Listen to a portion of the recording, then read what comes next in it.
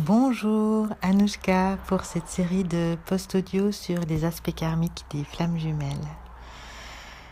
Alors voilà, j'ai beaucoup de choses à partager avec vous et j'espère que je vais trouver des mots pour pouvoir partager tout ça parce que c'est parfois des aspects qui sont tellement subtils et qui abordent des plans qui sont différents les uns des autres et qui peuvent être mal compris si on les écoute d'un certain plan. Alors, par quoi est-ce que je vais commencer ? Bien sûr, j'aimerais faire quelques précisions par rapport au dernier post que j'ai enregistré au sujet du runner. J'ai dit dans ce post que le runner avait reçu à outrance quelque chose comme ça. Et j'aimerais préciser ça parce que j'ai vu dans les commentaires que cela avait créé des incompréhensions et qu'en fait il était nécessaire d'être bien clair, d'être bien précis. Alors quand je dis que le runner a reçu à outrance, ce que je voulais dire, c'est qu'en fait souvent le runner dans son enfance a été envahi par des adultes qui pensaient à sa place, qui croyaient savoir à sa place et qui ne lui ont pas laissé l'espace nécessaire pour pouvoir se positionner, pour pouvoir s'exprimer, pour pouvoir exposer ses demandes. Souvent, le runner a eu dans son entourage proche, particulièrement sa maman, mais bien sûr, il y a toujours des petites différences d'une situation à l'autre, même si c'est quand même stupéfiant de voir comme les situations se ressemblent.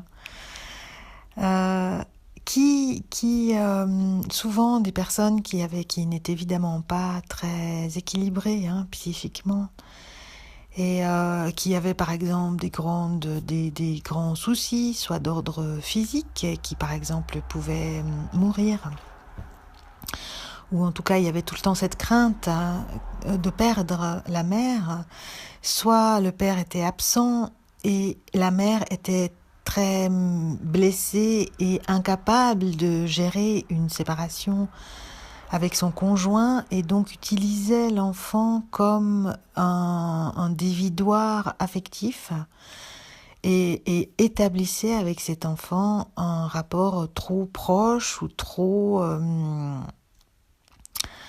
ne mettant pas l'enfant à sa juste place en fait, et surtout en répondant à ses attentes ou à ses besoins avant même qu'il n'ait pu les exprimer, en devançant toujours ses besoins.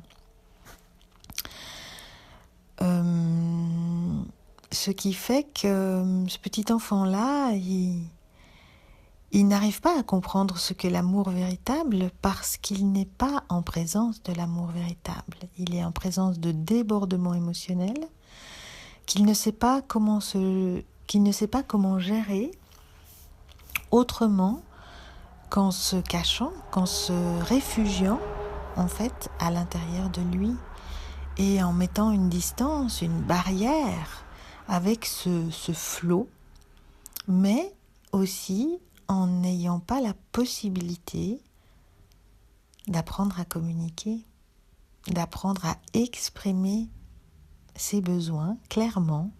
J'ai besoin de ceci, j'aimerais cela, parce que souvent cette mère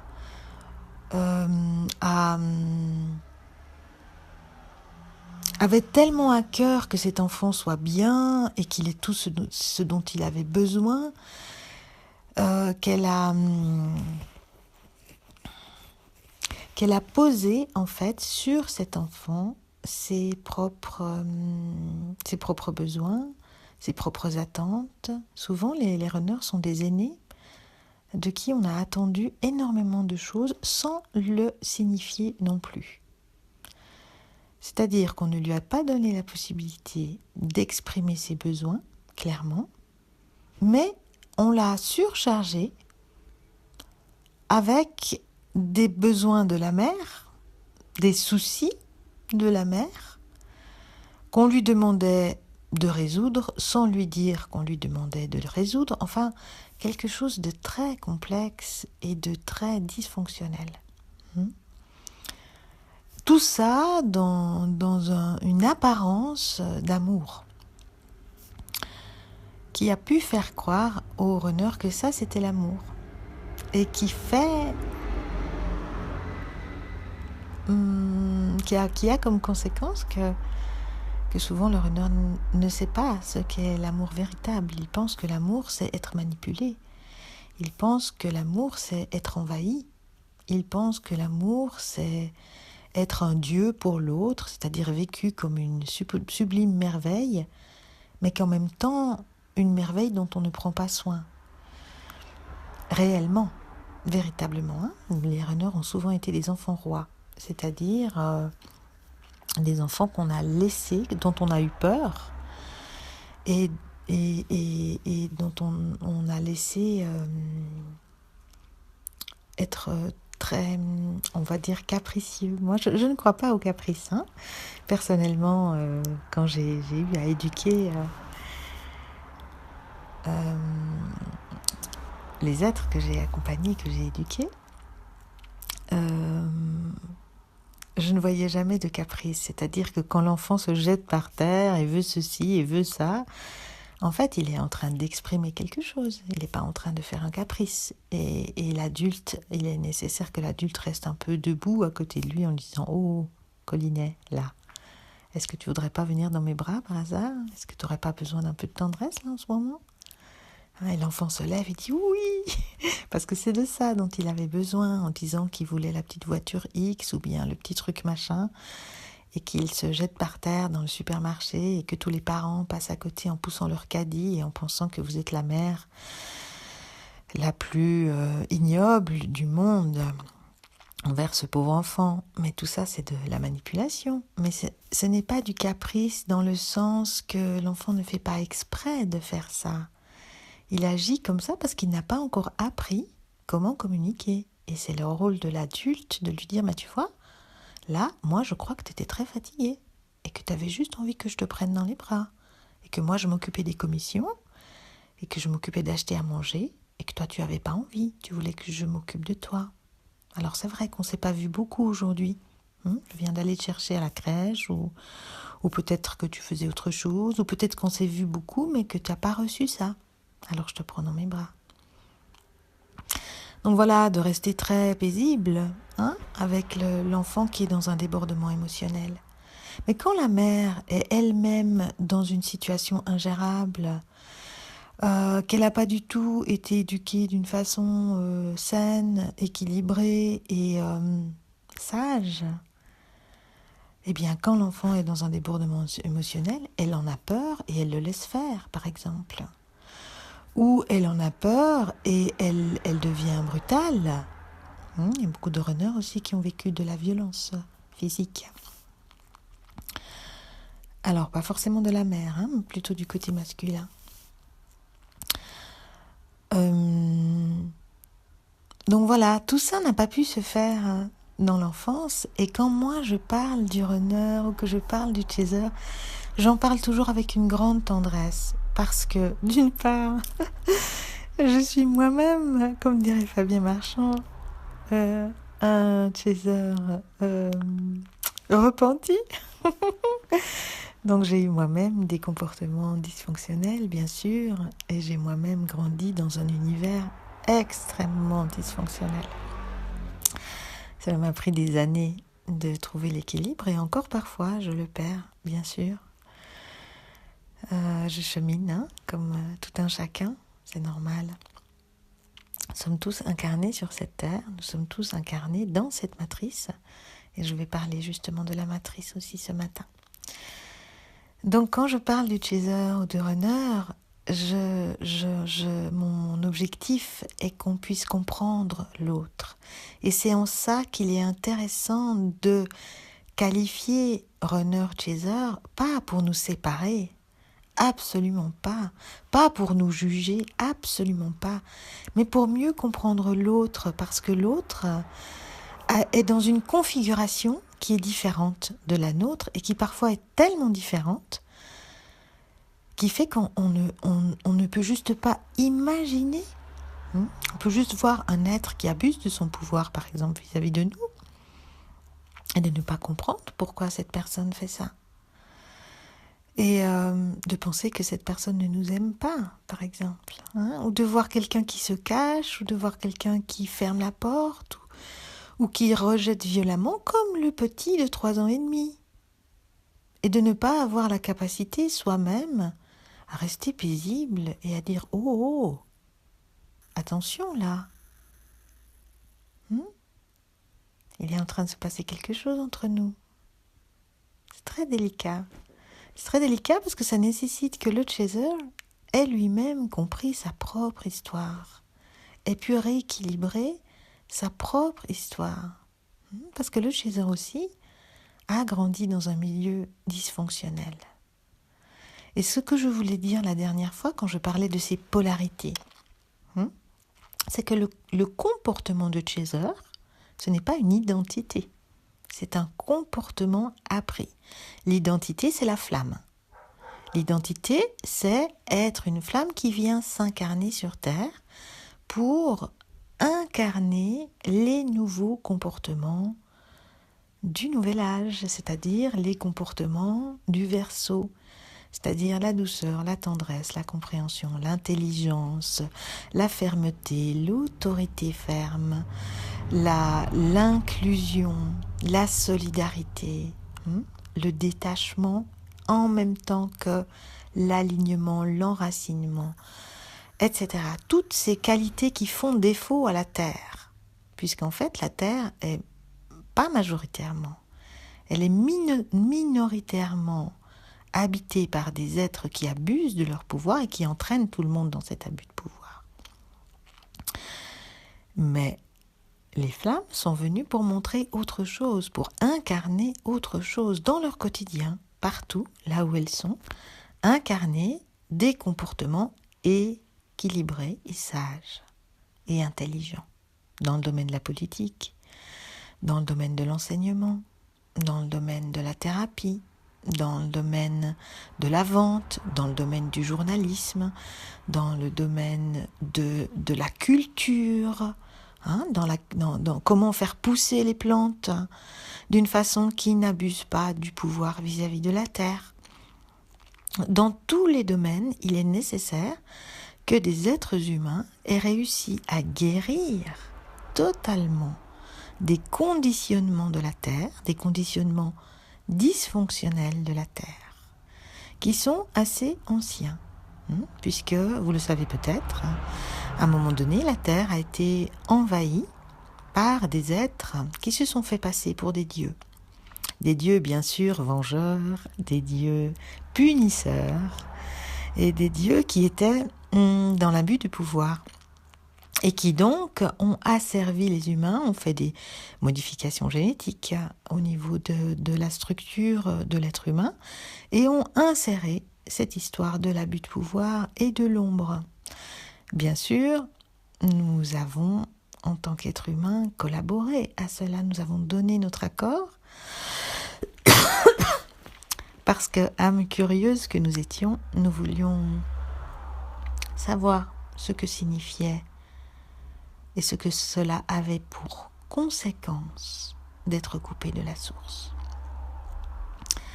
Mais nous n'avons pas réalisé qu'en mettant le doigt dans la prise, nous serions pris dans un tourbillon qui durerait des millions d'années, des centaines d'années, des milliers d'années, on va dire, des milliers d'années. Et que d'être coupé de la source, ça veut dire souffrir énormément. Parce qu'on entre dans des systèmes, justement des systèmes d'abus de pouvoir, des systèmes dysfonctionnels, des systèmes dans lesquels nous ne recevons pas la nourriture dont nous avons besoin, qui est une nourriture de lumière, qui est une nourriture d'amour, qui est une nourriture de justesse, autant que de justice, mais presque plus de justesse. Et que dans cette coupure à la source, nous sommes dans une énergie de révolte, de jugement, de colère, de rage, de rancune, et que c'est tout cela dont la terre n'a plus besoin. C'est tout cela qui tue la terre. C'est tout cela qui détruit l'être humain. Toutes les drogues qui ont été apportées par la mafia dans les années 70, les armes, tous ces jeux vidéo où on apprend aux enfants à tuer, à trouver normal de tuer, à éprouver de la satisfaction. Tous ces films dans lesquels on magnifie la guerre, alors que la guerre est l'énergie la plus destructrice dans notre monde. Et pourquoi on ne ferait pas des jeux vidéo dans lesquels on apprend aux enfants à créer la paix et à trouver une satisfaction immense, à créer la paix, à créer de la joie, à réussir des missions qui permettent que tout le monde se sent bien. Où sont les créateurs ? Ce sont des flammes qui vont créer ces jeux-là. Mais pour ça, il faut que la flamme ait compris d'abord qu'elle est dans une matrice, ensuite qu'elle n'est pas destinée à rester prisonnière de cette matrice, qu'elle doit simplement se désidentifier de cette matrice. Comprendre que les forces en place dans cette matrice veulent faire croire que, par exemple, les maîtres ascensionnés seraient des êtres d'abus de pouvoir, ce qui est impossible. Les êtres ascensionnés sont des êtres qui sont... Les maîtres ascensionnés, par exemple, sont des êtres qui ont vécu tout le chemin et qui ont retrouvé le chemin de la source, le chemin de la lumière. Ils ont été des êtres humains, ils se sont incarnés sur la terre, ils ont fait tout ce chemin. Ils ont participé à un moment donné à être coupés de la source, comme nous tous. C'est une expérience collective que nous avons tous souhaité vivre. Mais c'est pas parce qu'on a souhaité la vivre qu'on doit rester dedans encore maintenant. Et tout ce qui circule sur Internet au sujet de la matrice, il est bien nécessaire d'être extrêmement vigilant par rapport à ces informations et extrêmement centré dans son discernement. Parce que ce sont aussi des informations qui proviennent de l'ombre et qui veulent nous faire croire, comme certains films, qu'on serait dans ce monde technologique et qu'on serait prisonnier de ce monde technologique. C'est l'ombre, c'est le bas astral qui est prisonnier de ce monde technologique. Quand on retrouve l'énergie de la source et qu'on la laisse circuler à l'intérieur de soi, quand on se relie avec la lumière du cœur de la terre, et qu'on laisse cette lumière entrer dans nos pieds, baigner nos jambes, entrer dans notre sexe, dans notre premier chakra, baigner ce premier chakra de lumière, le chakra racine, le chakra qui nous permet de recevoir l'abondance matérielle, affective, la sécurité. Quand on laisse cette lumière qui monte du cœur de la terre et qui entre comme ça dans notre corps physique et qui vient baigner tous nos corps subtils, le sentiment de sécurité entre dans le bassin et vient régénérer totalement le deuxième chakra, le chakra de notre sexualité. Le chakra qui nous permet vraiment d'être dans le sacré, d'être dans la beauté du lien à l'autre, dans la tendresse de ce lien, dans l'amour, dans la joie d'organes qui sont faits pour être heureux et qui peuvent être heureux. La sexualité est un espace joyeux, devrait être un espace joyeux, un espace tendre, un espace de lumière, un espace merveilleux avec lequel on a le droit de jouer. De jouer dans le sens d'avoir du plaisir.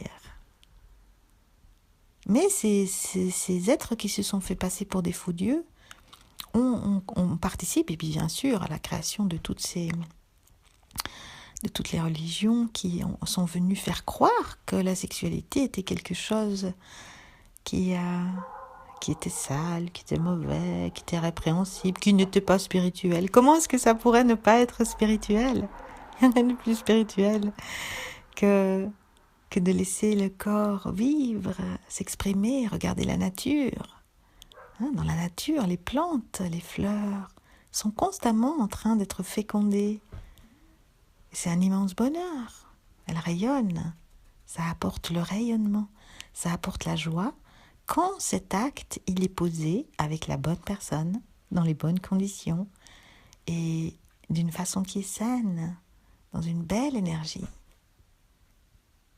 Mais les forces de l'ombre envahissent la terre avec de la pornographie et une sexualité qui n'est pas sacrée, puisque la sexualité sacrée n'a pas le droit d'exister. La seule chose qu'on diffuse en masse, c'est une sexualité qui n'est pas sacrée, c'est-à-dire la pornographie et le viol, la pédophilie. Il n'y a rien de moins sacré que c'est extrêmement grave que des adultes abusent de ça. Là, on est vraiment dans un adulte qui est complètement coupé de la source. Un adulte qui a été lui-même complètement tordu dans des forces sombres, avec des entités. Donc quand on laisse cette lumière de la source qui est au cœur de la terre monter dans les jambes, dans les pieds, dans le sexe, baigner le bassin, baigner le ventre, le troisième chakra, ce soleil qui est à l'intérieur de nous, la peur fond, la peur se dissout, parce que la peur n'a pas lieu d'être dans l'être humain. La peur peut se manifester quand on est dans une situation réelle de danger. Mais il n'est pas juste, il n'est pas normal que nous soyons paniqués en permanence, que nous soyons des êtres terrorisés par mille et une choses. Nous sommes des êtres qui sont faits pour être sereins, pour être dans la douceur, pour être dans la création. Et les flammes sont venues retrouver cela, retrouver leur alignement. Alors souvent, elles se sont justement incarnées dans des familles dysfonctionnelles, particulièrement dysfonctionnelles, pour ne pas pouvoir compter sur l'environnement et pour être obligées de se recentrer à l'intérieur. Le problème, c'est qu'elles se sont un peu enfermées à l'intérieur et que le deuxième problème, c'est que bien sûr, elles ont pompé, mangé les dysfonctionnements familiaux et qu'aujourd'hui, malgré elles, parfois, elles les reproduisent, même souvent, et que c'est ça qu'il s'agit vraiment de nettoyer. Et que c'est ça qui fait que les flammes ne peuvent pas se retrouver si tout ce travail-là n'est pas fait. Et ce n'est pas un travail, en vérité c'est un jeu. En vérité ça devrait être vécu comme un jeu, même si pour vous, pour moi, parfois nous sommes fatigués, parce que c'est long, parce que c'est laborieux. Et c'est beaucoup, même si c'est en réalité beaucoup plus simple que ce que nous imaginons.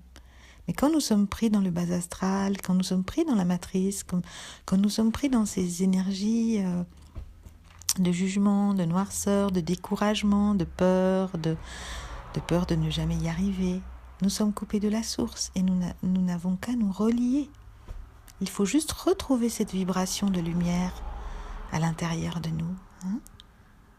Et justement être bien vigilant. Beaucoup de flammes, je le constate, vont chercher de la sagesse sur Internet. Alors bien sûr que si on est déjà sage, on trouve de la sagesse sur Internet, mais on peut trouver aussi beaucoup d'informations qui nous plongent dans la confusion. Et parmi les grands prêtres de la matrice, il y en a bien sûr beaucoup qui ne connaissent eux-mêmes pas la lumière, qui sont eux-mêmes des anciens Anunnaki, qui veulent aujourd'hui libérer tout le monde des implants, des Anunnaki, de tout ça, mais qui en fait ne se sont pas libérés eux-mêmes. Et qui donc on le voit bien dans leur karma, hein, puisque j'ai bien sûr eu l'occasion de rencontrer ces personnes-là. Et on le voit bien dans leur karma, ces personnes-là n'ont pas rencontré la lumière, n'ont pas rencontré les véritables maîtres ascensionnés. Et cela nous a été dit il y a très longtemps. Je me souviens qu'en 99 déjà, 2000, on nous avertissait que bientôt l'ombre prendrait l'apparence de la lumière et que ça rendrait les choses beaucoup plus difficiles et que ça nous obligerait à un discernement extrême. Et c'est ce qui se passe actuellement. C'est ce qui se passe. Donc parfois, l'ombre prend l'apparence de la lumière.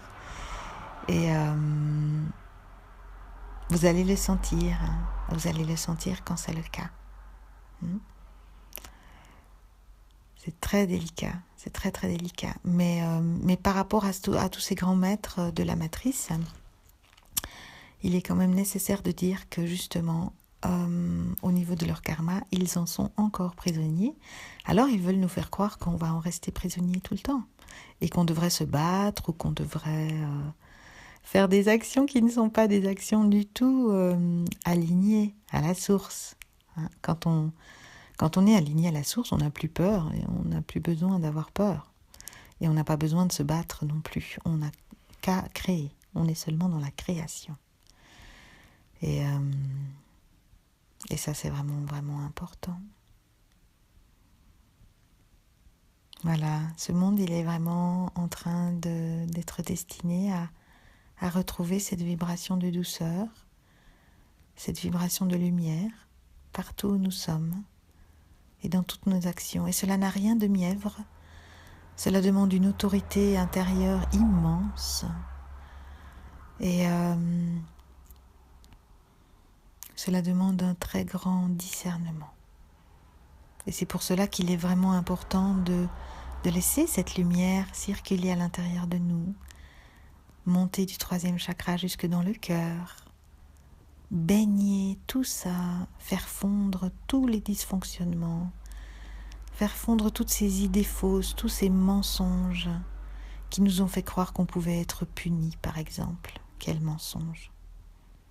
Nos actions ont des conséquences, bien sûr, et il est très important de poser des actions en conscience et d'être conscient des conséquences de chacune de nos actions, parce qu'il y a une loi de cause à effet.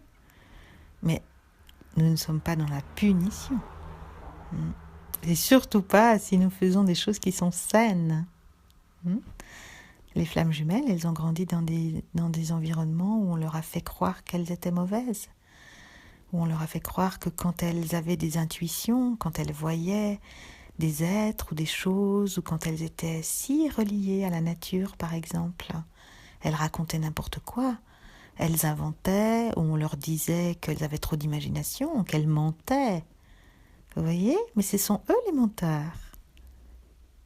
Ils ne le savaient pas, ils étaient dans un niveau qui était coupé de la source. Et pour eux, tout ça n'existait pas. Mais ça ne veut pas dire que la flamme n'avait pas de réel don de clairvoyance, de clairaudience, et que tout ça n'est pas juste. C'est une question de plan. La personne qui n'est pas dans le même plan que vous ne peut pas voir ce que vous voyez. Si vous faites 2,20 m et que vous êtes avec quelqu'un qui fait 1,40 m, vous pouvez voir dans l'armoire les choses qu'elle ne peut pas voir. Alors vous lui dites, regarde, les spaghettis sont là, devant toi. Parce que vous les voyez devant vous à 2,20 m. Mais elle est à 1,40 m. Elle dit, mais je les vois pas. Tu mens. Tu dis n'importe quoi, les spaghettis sont pas là. Et elle a raison. Et vous avez raison. Mais ce qui est important, c'est pas d'entrer en conflit. Ce qui est important, c'est de voir qu'elle est à 1,40 m et que vous êtes à 2,20 m. Ou que vous êtes à 80 cm et qu'elle est à 1,60 m. Ça n'a aucune importance. On se comprend, j'espère. Donc voilà, le runner a beaucoup été pris dans la matrice. Le chaser aussi. Mais comme toujours, c'est un peu différent chez le runner. Et le runner a vraiment besoin de reprendre contact avec l'existence profonde de sa lumière. Laisser cette lumière monter du cœur jusque dans sa gorge, dans son corps mental. Et non pas éclairer sa vie avec le corps mental, mais éclairer son corps mental avec sa vie, avec son cœur, avec la lumière de son cœur. Et laisser toute cette lumière vraiment entrer dans les épaules, dans le dos, dans les bras, dans les avant-bras, dans les mains, sortir par les doigts. Et illuminer ce que vous touchez, illuminer vos actions, poser des actions claires, éclairées, des décisions claires, éclairées.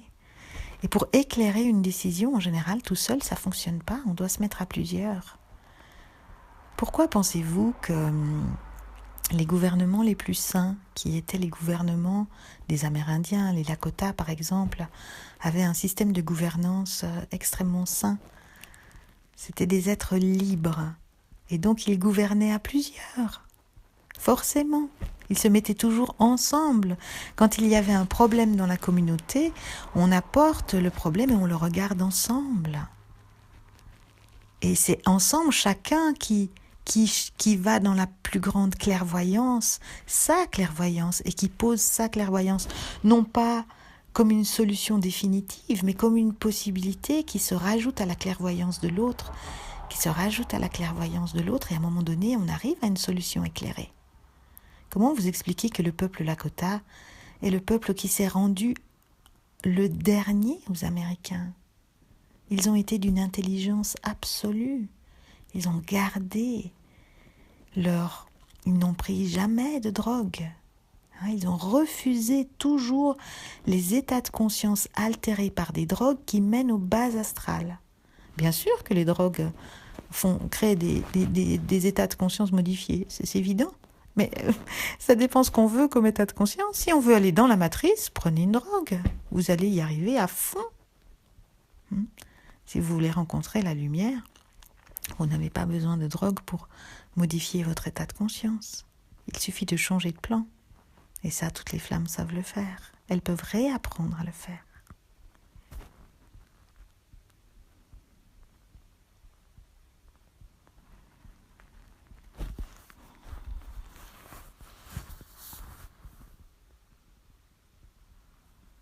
Donc voilà, toutes ces choses-là sont des choses qui sont en train de s'installer, je dirais de fleurir à l'intérieur de nous. Et quand le runner laisse vraiment cette lumière entrer dans sa gorge, dans sa tête, baigner son cerveau et son sixième chakra, c'est-à-dire le centre du discernement, qui a souvent été pollué par des fausses croyances et par des situations de vie qui ont appris le dysfonctionnel au lieu d'apprendre le fonctionnel, le sain et le vivant.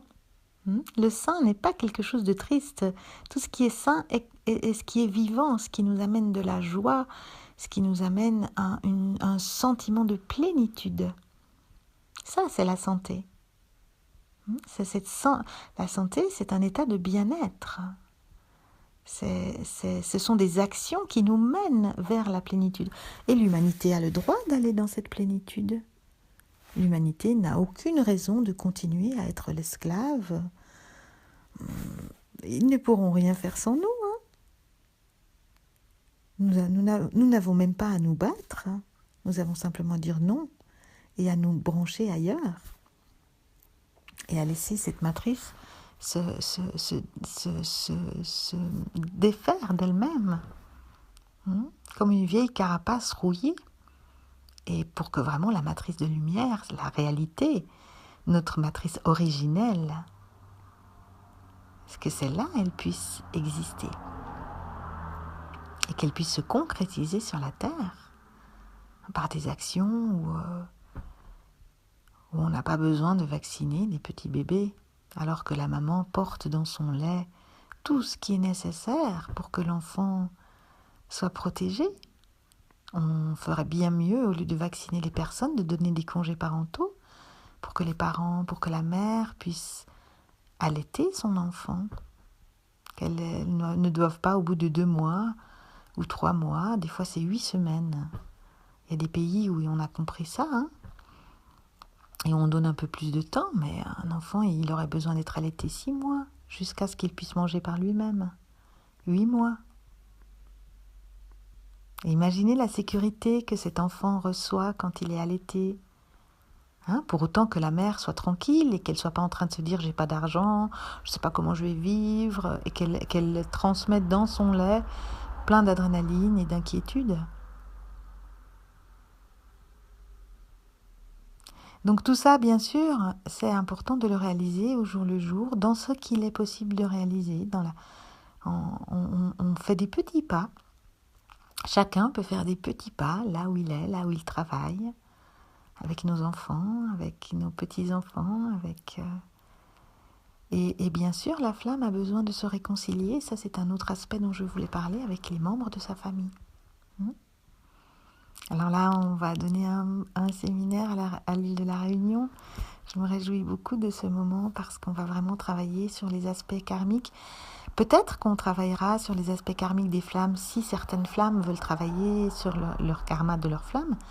Mais on va beaucoup travailler sur les liens karmiques qu'on a avec les autres personnes, c'est-à-dire avec nos bourreaux, avec les membres de la famille, pour que chaque flamme puisse vraiment se libérer des carcans dont elle n'a plus besoin et qu'elle puisse vraiment faire de la place à l'amour en elle, autour d'elle et à sa flamme.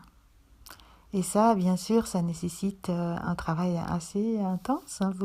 Vous le savez, toutes les flammes qui travaillaient sur vous, vous le voyez bien. Après, c'est vrai que quand on se met ensemble, c'est beaucoup plus efficace et que ça vaut la peine.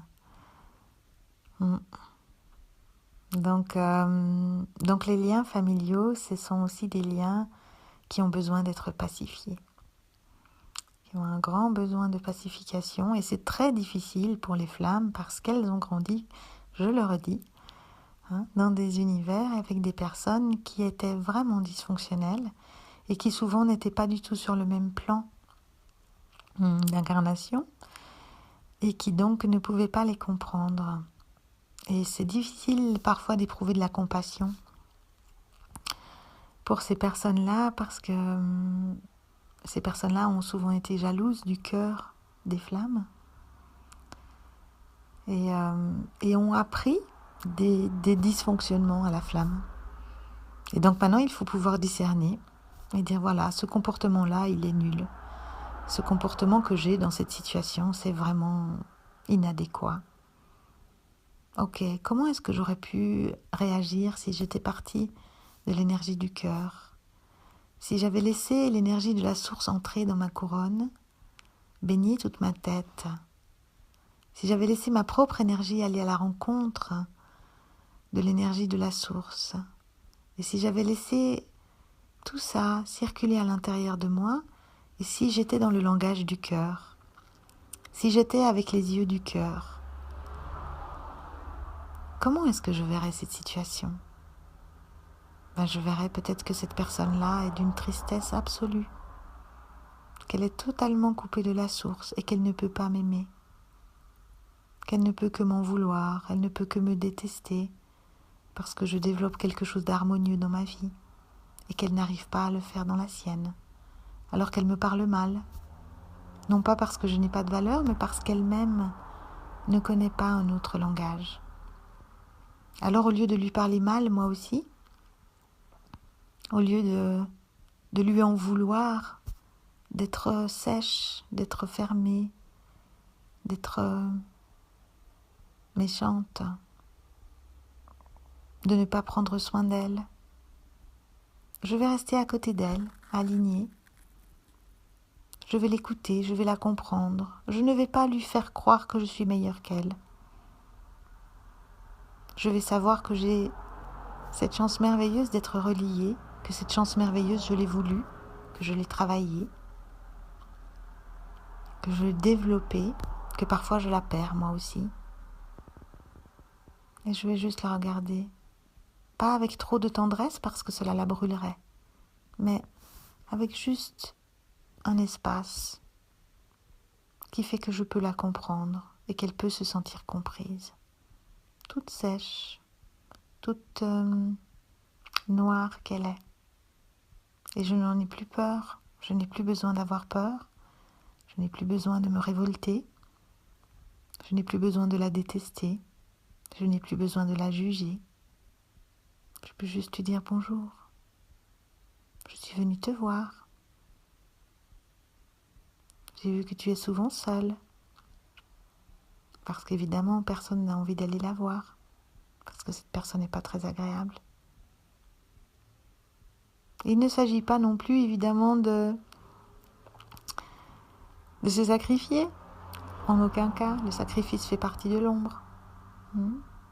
Sacrifier pour les dieux, qu'est-ce que c'est que cette histoire complètement stupide? Quel mensonge?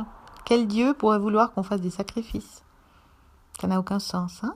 Ce sont les dieux, les faux dieux, les Anunnaki qui ont exigé cela, qu'on se tue pour eux. Parce qu'ils voulaient prendre notre terre, qui est un espace merveilleux, vivant, incroyablement diversifié.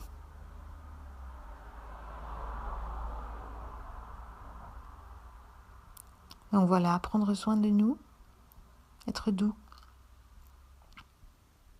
pour nous-mêmes, déjà envers nous-mêmes.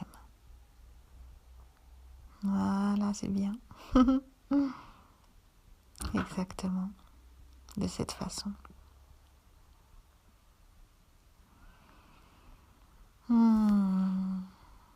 J'avais beaucoup de choses encore à dire. Je vais en dire quelques-unes et je reviendrai peut-être dans une prochaine vidéo pour l'expliquer. Il est vraiment important que le chaser comprenne que la plupart du temps, beaucoup de runners sont en train de se libérer. Beaucoup de runners sont en train de se libérer. Mais pour ceux qui ne le sont pas encore, il est important que le chaser comprenne que le runner a une immense réconciliation à faire avec son bourreau. Parfois, il vit encore avec son bourreau. Parfois, il ne vit plus avec, mais il en est totalement dépendant. Et parfois, il s'en est libéré. Je regarde un peu dans les runners que je connais. Je n'en connais pas encore qui se soit libéré. Je pense que certains sont en train de commencer à le faire, mais pour l'instant, je ne connais pas encore qui se soit libéré, même s'ils ne vivent plus avec la personne. Donc, ces êtres sont en général des bourreaux qui ont été évidemment dans l'abus de pouvoir avec le runner et qui, depuis quelques années, sont dans un état de transformation. C'est-à-dire ces bourreaux, plus ou moins, sont en train de se transformer et sont en train d'établir une relation plus douce avec leur runner. Et en fait, la réconciliation est en train de se faire. Bien sûr, l'amour que le runner éprouve pour cet être, ce qu'il croit être de l'amour, n'a rien à voir avec ce qu'il éprouve pour sa flamme. Mais il est très, très important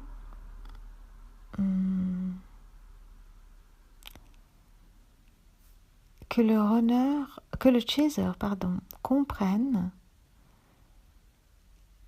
que le runner doit faire cette réconciliation.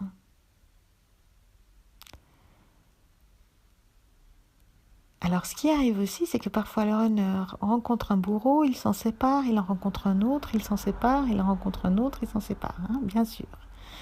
Tous ces êtres, toutes ces femmes, souvent les runners sont des hommes, pas toujours, hein, mais par exemple, toutes ces femmes que le runner rencontre, en général, ont été des bourreaux, dont il est en train de se libérer, de s'épurer. Ça, ce sont pour les runners qui sont, on va dire, infidèles. Et il y en a pas mal. Mais le runner est très attaché à une personne, et cette personne-là est son plus grand bourreau. Et forcément, le chaser le voit, et forcément, les chasers aujourd'hui, beaucoup de chasers ont fait un grand chemin et ont appris vraiment à pardonner à cette personne parce que ce bourreau a été le bourreau de la flamme réunie, c'est-à-dire des deux. Mais en général, aujourd'hui, c'est le runner qui vit avec. Et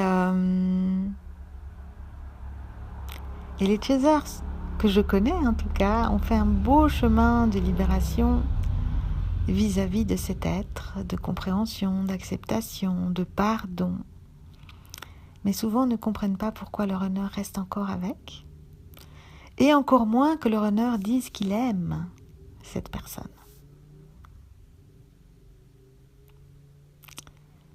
Alors il est vraiment fondamental de comprendre que les runners qui n'ont pas encore reconnu leur flamme et qui disent aimer cet être, disent quelque chose qui est vrai pour le niveau dans lequel ils sont en ce moment, qui est un niveau qui est encore un peu le niveau émotionnel. Donc ils n'ont pas encore atteint l'espace du cœur. Ils sont encore pris dans ce qu'on appelle le corps émotionnel. Et donc ils aiment cette personne d'une façon émotionnelle. Souvent on parle de dépendance affective entre le runner et son bourreau. Il n'y a pas de dépendance affective entre deux flammes. Mais il peut y avoir de la dépendance affective entre le runner et son bourreau. Et le chaser aussi peut vivre de la dépendance affective. Mais aujourd'hui, je ne suis pas centrée sur le chaser, je veux vraiment parler plutôt du runner. Et donc, il est vraiment fondamental que le chaser comprenne, et ce n'est pas une compréhension facile, et c'est une compréhension très profonde, qui demande vraiment au chaser de descendre dans l'espace de son cœur.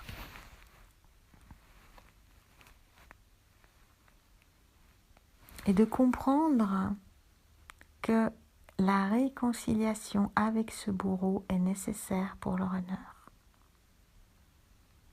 Parce qu'ils ont accompli à un moment donné, ensemble, tous les deux dans la matrice, des choses innommables, et qu'ils ont besoin, et qu'ensuite, le bourreau a persécuté ce runner durant toutes ses existences. C'est ce bourreau-là qui était dans les chambres à gaz, c'est ce bourreau-là qui était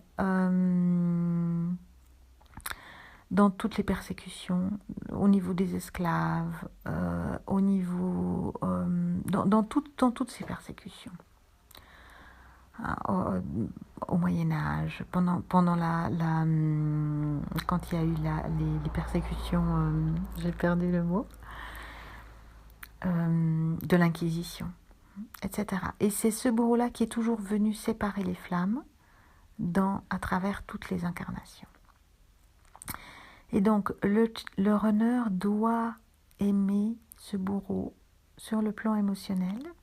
Il doit même l'aimer sur le plan du cœur. C'est-à-dire qu'il doit même arriver avec ce bourreau dans l'espace du cœur. Ce qui est très effrayant pour le chaser. Mais cela est nécessaire parce que il ne pourra pas s'en séparer réellement s'il n'a pas été dans cette réconciliation profonde.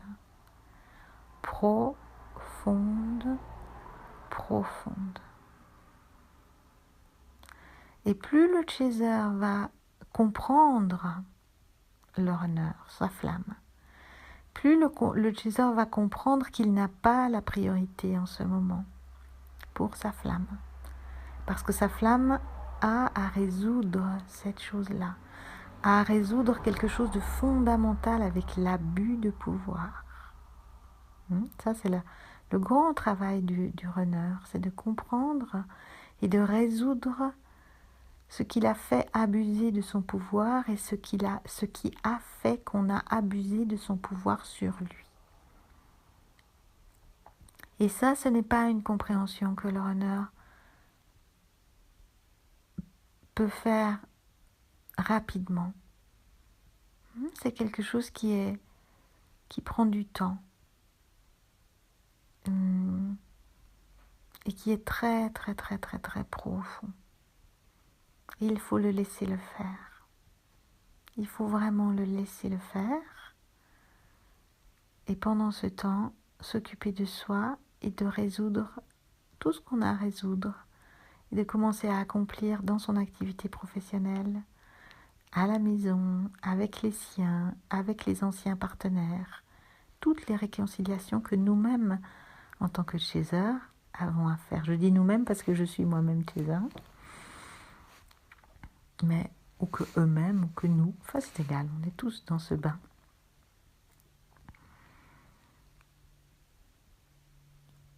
Et ça, c'est très très important de laisser ça se faire.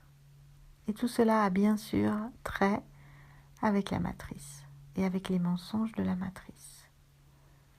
Et le runner doit le comprendre par lui-même. Il doit vraiment le comprendre par lui-même.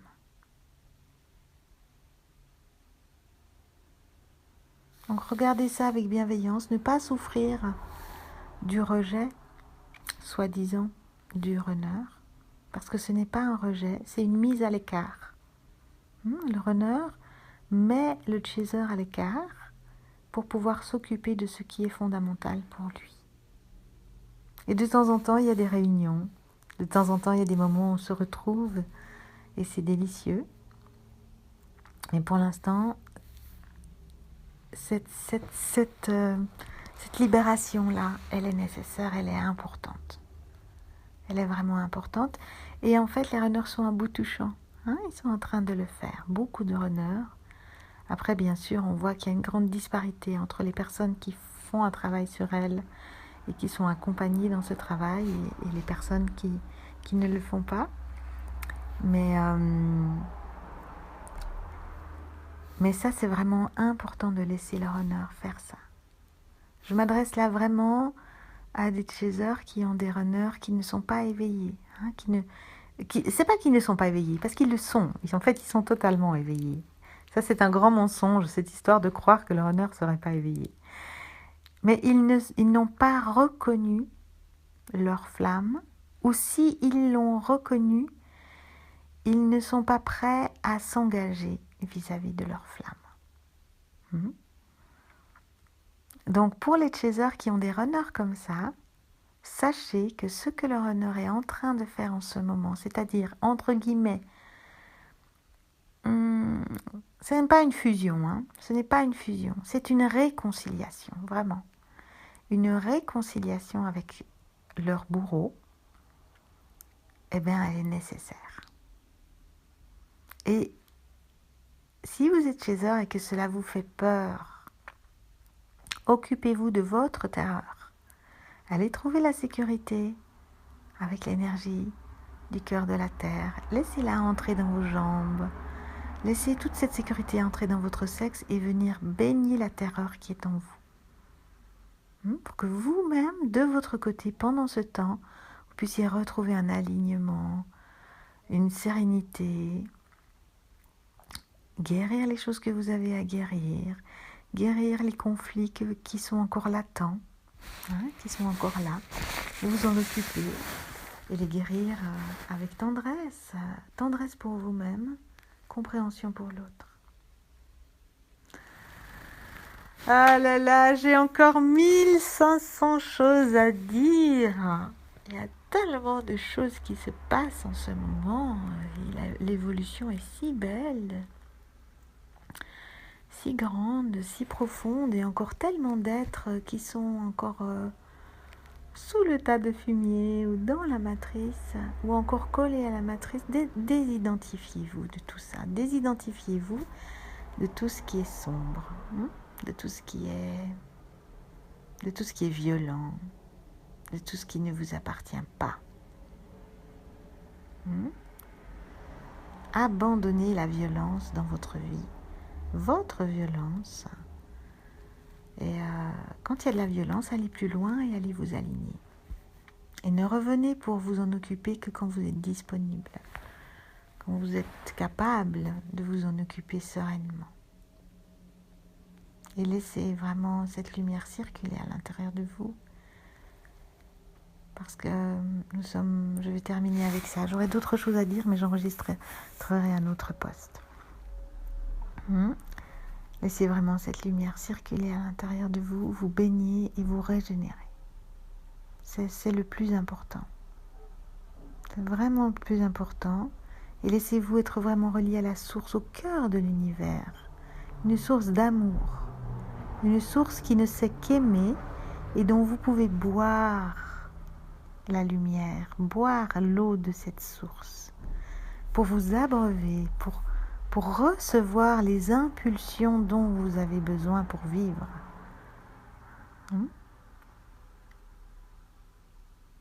Voilà, merci.